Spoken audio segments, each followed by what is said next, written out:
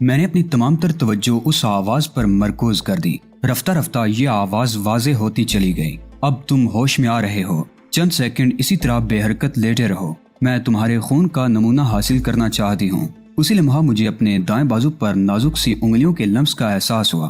میں ابھی انگلیوں کے اس لمس کے بارے میں سوچ رہا تھا کہ منہ سے بے اختیار سسکاری سے نکل گئی۔ بازو میں پیوست ہونے والی سوئی کی چبھن خاصی تکلیف دہ تھی۔ بس چند سیکنڈ، تمہیں زیادہ تکلیف نہیں ہوگی، ٹیسٹ کے لیے خون کے چند ہی قطرے کافی ہوں گے۔ وہ نرم نسوانی آواز اس مرتبہ میرے کان کے بہت قریب سے ابھری تھی۔ سوئی بازو سے نکل گئی۔ اب درد کا ہلکا سا احساس باقی رہ گیا تھا، لیکن ایک حیرت انگیز بات یہ ہوئی کہ خون کے چند قطرے نکلنے سے میرے سر کا درد ہلکا ہو گیا تھا اور میں بڑی حد تک بہتری محسوس کرنے لگا تھا۔ میں نے بڑی احتیاط سے سر کو دائیں طرف گھمایا۔ درمیانے قد کی ایک دبلی پتلی سی عورت میرے سامنے کھڑی تھی۔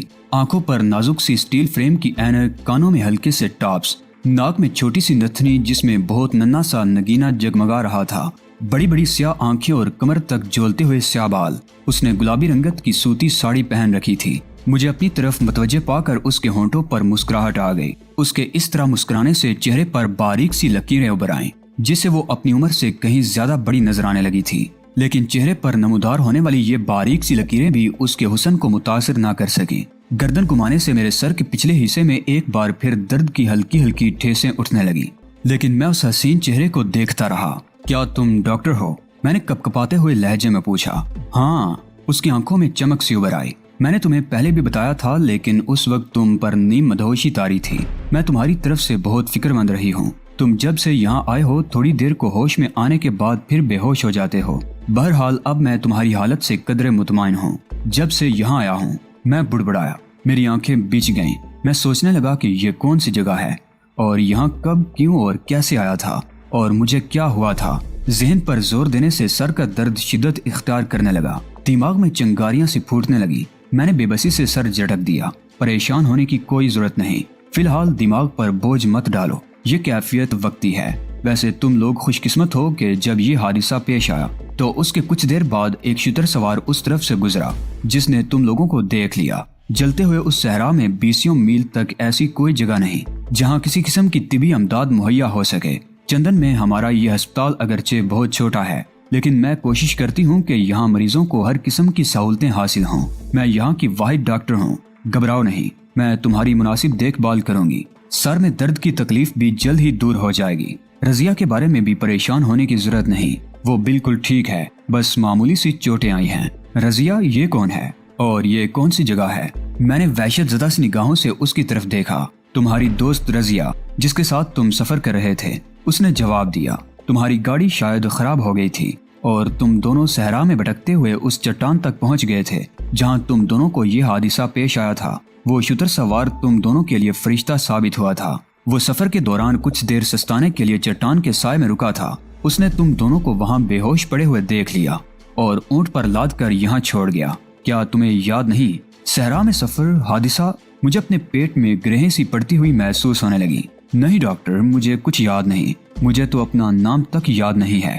تمہارا نام وحید الدین ہے، رضیہ نے بتایا تھا۔ ڈاکٹر آگے جھک کر میرے سر اور کندھے پر بنی ہوئی پٹیوں کا جائزہ لینے لگی۔ بڑی شدت کی گرمی تھی، ہر چیز دہک رہی تھی۔ یہ لمبا چوڑا کمرہ تندور کی طرح تپ رہا تھا۔ میرے سر میں ایک بار پھر درد کی شدید لہریں اٹھنے لگیں۔ میرے دانت خود بخود بھیج گئے اور میں نے آنکھیں بند کر لیں۔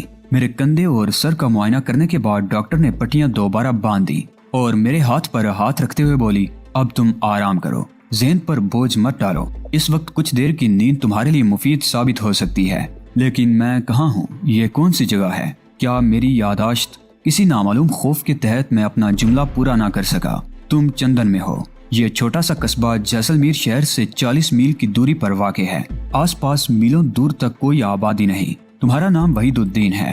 اب تم آرام کرو۔ ڈاکٹر کے ہونٹوں پر ایک بار پھر مسکراہٹ آ گئی۔ اس کی نظریں میرے چہرے پر مرکوز تھیں اور نہ جانے ان نگاہوں میں کیا سحر تھا کہ میری آنکھیں خود بخود بند ہونے لگیں۔ دوبارہ جب میری آنکھ کھلی تو ماحول نیم تاریک تھا۔ وارڈ کے آخری سرے پر چھت سے لٹکا ہوا مدھم روشنی کا بلب جل رہا تھا۔ اس بلب کی بیمار سی روشنی اتنے بڑے کمرے کی تاریکی دور کرنے کے لیے قطعی ناکافی تھی۔ میں ماحول کا جائزہ لینے کی کوشش کرتے ہوئے یہ یاد کرنے کی کوشش کر رہا تھا کہ میں کون ہوں اور راجستھان کے دور دراز قصبے میں چندن کے اس ہسپتال میں کس طرح پہنچا۔ ڈاکٹر نے بتایا تھا کہ صحرا میں سفر کے دوران ہماری کار خراب ہو گئی تھی اور ہم بھٹکتے ہوئے اس چٹان تک پہنچ گئے تھے جہاں سے گر کر ہم دونوں زخمی ہو گئے تھے۔ میں سوچ رہا تھا کہ رضیہ کون ہے اور میں اس کے ساتھ صحرا میں کہاں جا رہا تھا۔ اگر میرے ساتھ رضیہ نام کی کوئی عورت تھی تو وہ اب کہاں ہے؟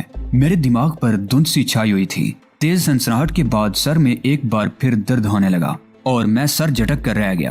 میں جو کچھ بھی تھا مجھے کچھ یاد نہیں آ رہا تھا۔ میری یادداشت کھو چکی تھی، میرے دماغ میں ٹھیسیں اٹھ رہی تھی، سر کا درد بڑھتا جا رہا تھا اور پھر سسکیوں کی آواز سن کر میں اپنا سر درد بھول گیا اور ادھر ادھر دیکھنے لگا۔ یہ آواز اس اسکرین کے دوسری طرف سے ابھر رہی تھی جو میرے اور ساتھ والے بیڈ کے درمیان ایستادہ تھی۔ میں اس بیڈ سے اٹھ کر اسکرین کے دوسری طرف پہنچ گیا۔ بستر پر بیٹھی ہوئی ایک جوان عورت گھٹنوں میں سر دیے رو رہی تھی۔ کیا ہوا؟ تمہیں کوئی تکلیف ہے کیا؟ میں نے ہمدردانہ لہجے میں پوچھا۔ اس عورت نے سر اٹھا کر دیکھا۔ وہ سیتا تھی جو چند لمحے حسرت آمیز نگاہوں سے میری طرف دیکھتی رہی، پھر بیڈ سے اٹھ کر والہانہ انداز میں مجھ سے لپٹ کر رونے لگی۔ یہ کیا ہو گیا شمروز؟ یہ سب کیا ہے؟ تمہاری یادداشت کیوں کھو گئی؟ تمہیں کچھ یاد کیوں نہیں آتا؟ مجھے بڑا خوف لگ رہا ہے۔ اگر انہیں معلوم ہو گیا کہ ہم کون ہیں تو یہ لوگ ہمیں فوراً پولیس کے حوالے کر دیں گے، اور جانتے ہو پھر کیا ہوگا؟ تم کون ہو؟ میں نے الجھی ہوئی نگاہوں سے اس کی طرف دیکھا۔ میں سیتا ہوں، مجھے پہچانو شمروز، اس نے جواب دیا۔ اب بھی وقت ہے، اپنے ذہن پر زور دو اور یاد کرنے کی کوشش کرو۔ میں نے ریگستان کے سفر کے بارے میں انہیں ایک فرضی کہانی سنائی تھی۔ انہوں نے تمہارے شریر کے زخم دیکھنے کے لیے تمہارے کپڑے اتار دیے تھے اور سمجھ گئے تھے کہ تم مسلمان ہو۔ میں نے انہیں تمہارا اور اپنا وہی نام بتا دیا جو بابو راؤ نے ہمیں بتائے تھے، یعنی تم وحید الدین ہو اور میں تمہاری دوست رضیہ۔ میں ان لوگوں کے سامنے اپنے آپ کو بہت سادہ لو، بے وقوف اور ڈرپوک ظاہر کر رہی ہوں، لیکن مجھے یقین ہے کہ ہماری اصلیت زیادہ عرصے تک چھپی نہیں رہ سکے گی۔ ڈاکٹر رادا کو کمرے میں داخل ہوتے دیکھ کر اس نے جملہ ادھورا چھوڑ دیا۔ اے مسٹر وحید، تم یہاں کیا کر رہے ہو؟ ڈاکٹر رادا قریب آ کر بولی۔ اس عورت کے رونے کی آواز سن کر میں یہاں آ گیا تھا۔ میں نے کہا، پہچانو اسے، یہ رضیہ ہے، تمہاری دوست۔ ڈاکٹر رادا بولی، نہیں، میں اسے نہیں جانتا۔ میں نے بے بسی سے سر ہلا دیا۔ ٹھیک ہے، اب تم اپنے بیڈ پر جاؤ، میں صبح بشیر سے بات کروں گی، شاید وہ تمہاری کچھ مدد کر سکے۔ بشیر کون؟ اسی قصبے کا ایک رہنے والا ہے، مسلمان ہے، اس سے مل کر تمہیں یقیناً بہت خوشی ہوگی، ڈاکٹر رادا نے کہا۔ اسی وقت درمیانے قد کا ایک آدمی کھانے کی ٹرے اٹھائے میرے بیڈ کے قریب پہنچ گیا۔ اس نے تنگ سی پتلون اور ڈیلی سی شرٹ پہن رکھی تھی، سر پر داری دار کپڑے کی پگڑی بندھی ہوئی تھی۔ اس نے ٹرے میرے بیڈ پر رکھ دی جس کے ایک پیالے میں گدرا سا شوربا اور تام چینی کی پلیٹ میں 2 چپاتیاں رکھی ہوئی تھی۔ یہ میرا اسسٹنٹ جگت سنگھ ہے، میری عدم موجودگی میں ہسپتال کی تمام ذمہ داریاں یہی پورا کرتا ہے، ڈاکٹر رادا نے کہا اور وارڈ کے آخری بیڈ کی طرف دیکھنے لگی جہاں ایک مریضہ کرا رہی تھی۔ ڈاکٹر رادا تیز تیز قدم اٹھاتے ہوئے اس کی طرف چلی گئی۔ میں نے بستر پر رکھی ہوئی ٹرے اٹھا کر اسٹول پر رکھ دی اور سامنے دیوار پر نظریں جماتے ہوئے سوچنے لگا کہ میں کون ہوں، کیا ہوں، رضیہ نامی اس عورت کے ساتھ سفر کیوں کر رہا تھا۔ اگر رضیہ میری دوست ہے تو میرے بارے میں سب کچھ بتا کیوں نہیں دیتی، لیکن میرے ذہن میں کوئی بات نہیں آ سکی۔ دماغ کی نسوں میں تناؤ سا پیدا ہونے لگا، تاریکی کی چادر آنکھوں کے سامنے پھیلنے لگی۔ میں نے سوچنا چھوڑ دیا، ٹرے اٹھا کر اپنے سامنے رکھ لی اور شوربے میں روٹی بھگو کر کھانے لگا۔ ماحول میں ایک عجیب سی پراسراریت تھی، میں اجنبی لوگوں میں گرا ہوا اپنے آپ سے بھی اجنبی تھا۔ کھانا ختم کرنے کے بعد میں ایک بار پھر اپنے بارے میں سوچنے لگا، ذہن میں سنسناہٹ سی ہو رہی تھی۔ اچانک دماغ کو ایک جھٹکا سا لگا، جیسے کچھ یاد آ رہا ہو، لیکن پھر ایک دم تاریکی چھا گئی۔ کوئی بات ذہن کے تاریک گوشے سے ابھر کر سامنے آنا چاہتی تھی، لیکن ہر مرتبہ دماغ میں سوئیوں کی چبھن سی ہونے لگتی۔ میں نے لیٹ کر آنکھیں بند کر لیں۔ دماغ میں کبھی بجلی کے کوندے سے لپکنے لگتے اور کبھی تاریکی چھا جاتی، پھر نہ جانے کب میں نیند کی آغوش میں پہنچ گیا۔ صبح میں بستر پر اپنے ارد گرد کا جائزہ لے رہا تھا کہ رضیہ ناشتے کی ٹرے لے کر پہنچ گئی۔ اس کے چہرے پر غم اور خوشی کے ملے جلے تاثرات تھے۔ اس نے ٹرے سٹول پر رکھ دی اور پلنگ کی پٹی پر بیٹھتے ہوئے بولی، مجھے اس حادثے میں بہت معمولی چوٹیں آئی تھیں، اب میں بالکل ٹھیک ہوں، اور اگرچہ ہسپتال میں رہنے کا کوئی جواز نہیں ہے، مگر ڈاکٹر رادا نے محض تمہاری وجہ سے مجھے یہاں رہنے کی اجازت دے دی ہے، اور میں نے اسے وعدہ کیا ہے کہ مریضوں کی دیکھ بھال اور دوسرے کاموں میں اس کی مدد کرتی رہوں گی۔ چلو اچھا ہے، تمہارا دل لگا رہے گا، میں نے جواب دیا۔ میں جب بھی رضیہ کو دیکھتا میرے دماغ کو جھٹکا سا لگتا، لیکن پھر تاریکی چھا جاتی۔ میں مریضوں کو ناشتہ وغیرہ دے دوں، پھر تمہارے پاس آ کر بیٹھوں گی، وہ کہتے ہوئے دوسری طرف چلی گئی۔ اس کے جانے کے بعد میں نے ٹرے اپنے سامنے رکھی اور ناشتہ کرنے لگا۔ اسی دوران رضیہ واپس آ گئی اور باتیں کرنے لگی۔ ابھی زیادہ دیر نہیں گزری تھی کہ ایک دراز قامت آدمی وارڈ میں داخل ہوا۔ وہ چند لمحے ادھر ادھر دیکھتا رہا، پھر 90 تلے قدم اٹھاتا ہوا بیڈ کے قریب آ گیا۔ اس کا جسم صحت مند اور آنکھوں میں تجسس کی چمک تھی۔ بڑی بڑی مونچھیں اس کی شخصیت کو بڑا پروقار بنا رہی تھی۔ وہ چند لمحے پرتجسس نگاہوں سے میری طرف دیکھتا رہا، پھر مدھم لہجے میں بولا، اگر میں غلطی نہیں کر رہا تو تم وحید الدین ہو؟ ہاں، اور تم؟ میں نے الجھی ہوئی نگاہوں سے اس کی طرف دیکھا۔ میرا نام بشیر ہے۔ اس شخص نے اپنا تعارف کرایا۔ ڈاکٹر رادا نے بتایا تھا کہ تمہاری یادداشت کھو چکی ہے۔ ہاں، کچھ ایسی ہی بات ہے، میں نے گہرا سانس لیتے ہوئے جواب دیا۔ پریشان ہونے کی ضرورت نہیں، اس نے نرم لہجے میں کہتے ہوئے میرے ہاتھ پر ہاتھ رکھ دیا۔ اکثر ایسا ہوتا ہے کہ کسی حادثے کے باعث یادداشت ختم ہو جاتی ہے، لیکن ایسا وقتی طور پر ہوتا ہے۔ ممکن ہے کسی اور معمولی سے حادثے میں تمہاری یادداشت لوٹ آئے۔ بشیر کچھ دیر میرے پاس بیٹھا باتیں کرتا رہا اور پھر دوبارہ آنے کا وعدہ کر کے چلا گیا۔ رضیہ بھی اس دوران کہیں جا چکی تھی۔ میں بستر پر لیٹا سوچتا رہا کہ یہ سب کچھ کیا ہے۔ میں اپنے خیالات سے چونکا تو اس وقت جب ایک اور آدمی میرے بیڈ کے قریب آ کر کھڑا ہو گیا تھا۔ وہ چھوٹے قد کا گول مٹول سا آدمی تھا جس نے سفید دھوتی اور کھدر کا کرتا پہن رکھا تھا۔ وہ ہندو تھا۔ مٹکے کی طرح پھولا ہوا پیٹ عجیب سا تاثر پیش کر رہا تھا۔ میرا نام رائے ہے۔ اس نے رومال سے پیشانی اور گردن پر بہنے والا پسینہ پونچھتے ہوئے اپنا تعارف کرایا۔ میں ڈیزرٹ آفیسر ہوں۔ مجھے معلوم ہوا تھا کہ تم اپنی یادداشت کھو چکے ہو۔ اس ریگستان میں سفر کرنے والوں کی دیکھ بھال کرنا ہم اپنا فرض سمجھتے ہیں۔ بتاؤ اب تمہیں کچھ یاد آ رہا ہے یا نہیں؟ میں نے اس کی طرف دیکھتے ہوئے نفی میں سر ہلا دیا۔ ویسے یہ شخص مجھے ذرا بھی پسند نہیں آیا تھا اور میری خواہش تھی کہ اوٹ پٹانگ سوالات سے میرا دماغ خراب کرنے کی بجائے جلد سے جلد چلا جائے۔ چند رسمی باتوں کے بعد اس نے بتایا کہ وہاں سے چند میل دور سڑک کے کنارے ایک خالی سوٹ کیس کی شناخت کرانا چاہتا تھا کہ وہ میرا ہے یا نہیں۔ یہ جاننے کے بعد کہ میں اپنی یادداشت کھو چکا ہوں، اس کا یہ سوال بڑا ہی احمقانہ تھا۔ مجھے افسوس ہے کہ میں تمہارے ساتھ نہیں جا سکتا۔ ڈاکٹر نے مجھے آرام کرنے کا مشورہ دیا ہے۔ میں نے جواب دیا، ٹھیک ہے، میں ڈاکٹر سے مشورہ کر لیتا ہوں۔ مجھے یقین ہے کہ وہ تمہیں میرے ساتھ جانے کی اجازت دے گی۔ رائے کہتا ہوا دروازے کی طرف بڑھ گیا۔ کچھ دیر بعد وہ واپس آ گیا اور میرے چہرے پر نظریں جماتے ہوئے اطلاع دی کہ ڈاکٹر رادا نے اسے کل مجھے ساتھ لے جانے کی اجازت دے دی ہے۔ مجھے افسوس ہے، میں کل بھی تمہارے ساتھ نہیں جا سکوں گا۔ تم اگر کوئی سوٹ کیس شناخت کرانا چاہتے ہو تو اسے یہاں کیوں نہیں لے آتے؟ میں نے جواب دیا۔ نہ جانے کیا بات تھی کہ اس اجنبی کی نظریں مجھے اپنے جسم پر سوئیوں کی طرح چپٹی ہوئی محسوس ہو رہی تھی۔ سوٹ کیس یہاں لانا درست نہیں ہوگا۔ میں پرسوں آؤں گا یا پھر اس سے اگلے دن۔ میں تمہارے صحت یاب ہونے کا انتظار کر سکتا ہوں۔ میں پھر آؤں گا۔ وہ شخص کہتا ہوا دروازے کی طرف بڑھ گیا۔ رائے چلا گیا، لیکن میرے لیے کچھ اور الجھنیں پیدا ہو گئی تھی۔ نہ جانے کیا بات تھی کہ میں اس کی موجودگی میں عجیب سی بے چینی محسوس کرتا رہا تھا۔ کچھ دیر بعد وارڈ سے نکل کر ہسپتال کے صحن میں آ گیا۔ سورج اگرچہ مغرب کی طرف جھک رہا تھا مگر اس کی حدت برقرار تھی۔ ہسپتال کی شکستہ باؤنڈری وال کے دوسری طرف ایک جوہر نظر آ رہا تھا جس کے گندے پانی میں مویشی اور ننگ دڑنگ بچے نہا رہے تھے۔ کنارے پر ایک طرف چند ہندو عورتیں کپڑے دھو رہی تھیں اور ان کے قریب ہی 3-4 خارش زدہ کتے پانی میں بیٹھے ہوئے تھے۔ مجھے وہاں کھڑے زیادہ دیر نہیں ہوئی تھی کہ ڈاکٹر رادا کا اسسٹنٹ جگت سنگھ تیز تیز قدم اٹھاتا ہوا وہاں پہنچ گیا۔ اس کے ہاتھ خون آلود دیکھ کر میں بری طرح چونک گیا۔ ارے کیا ہوا؟ تمہارے ہاتھ سے خون کیوں بہہ رہا ہے؟ میں نے پوچھا۔ مجھے کچھ نہیں ہوا، یہ میرا خون نہیں ہے، جگت سنگھ کہتا ہوا تیزی سے آگے بڑھ گیا۔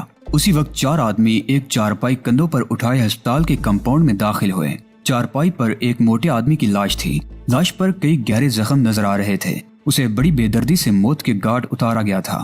وہ لوگ لاش کو کہیں دور سے اٹھا کر لائے تھے۔ سانس لینے کے لیے انہوں نے چارپائی برآمدے میں رکھ دی۔ میں بھی قریب آ گیا اور لاش کا چہرہ دیکھتے ہی بری طرح بدحواس ہو گیا۔